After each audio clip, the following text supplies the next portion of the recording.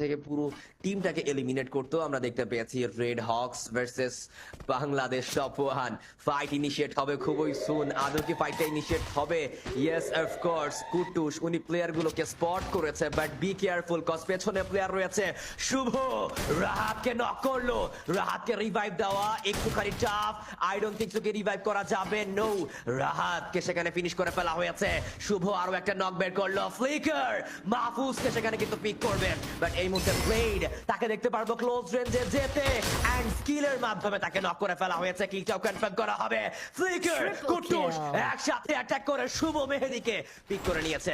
রাহাতকে revive করতে হবে, সামনে last man standing maybe, but recall process complete করেছে টপ ওয়ান। সেই খেলোয়াড়কে ইতিমধ্যে যদি ফিনিশ করা হয় টপ ওয়ানদের, তাহলে জানতে পারবো যে আদৌ কি তারা এলিমিনেট হবে কিনা।